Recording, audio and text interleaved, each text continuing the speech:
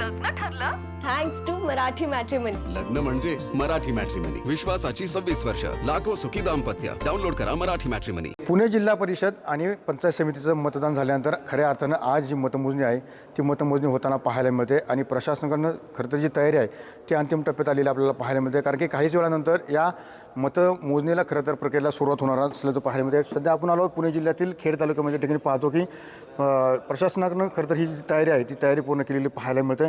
एकंदरीत पुणे जिल्ह्यामधील जिल्हा परिषदेच्या 73 गटांसाठी जवळजवळ 299 उमेदवार हे रिंगणात आहे. तर पंचायत समितीच्या 146 गणासाठी 528 उमेदवारांचं भवितव्य सध्या मतपेटीमध्ये कैद झालेलं पाहायला मिळते.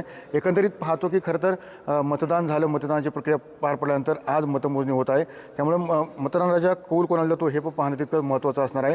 कारण की एकंदरीत आपण पाहिलं की पुणे जिल्हा हा अजित पवारांचा बालेकिल्ला मानला जातो आणि या बालेकिल्ल्यामध्ये खरं तर अजित पवारांचं अपघाती निधन झालं आणि यामुळे अपघाती निधनानंतर राष्ट्रवादी काँग्रेस पक्षाकडनं खरं तर कोणत्याही सभा या ठिकाणी घेतल्या गेलेल्या नाही पाहायला मिळतं. त्यानंतर शिंदे गटाने खरं तर एकनाथ शिंदे असं यांनी उत्तर पुणे जिल्ह्यामध्ये एकूण 3 सभांचं आयोजन या ठिकाणी केलं होतं. यामुळं जिल्हा परिषदेवरती आपला झेंडा फडकावा आज यासाठी खरं तर एकनाथ शिंदेंनी या ठिकाणी सभा घेतल्या होत्या.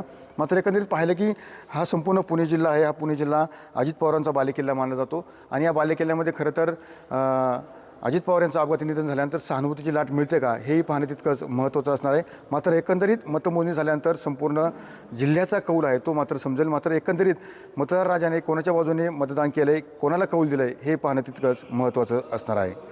कारण अभिषेक समीर सुनील TV9 मराठी खेड पुणे.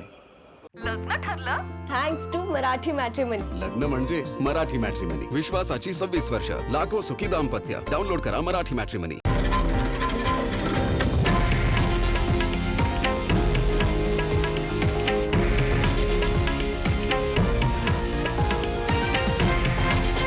हे आहे देशातील नंबर 1 न्यूज नेटवर्क आणि आपण पाहत आहात TV9 मराठी, एकमेव.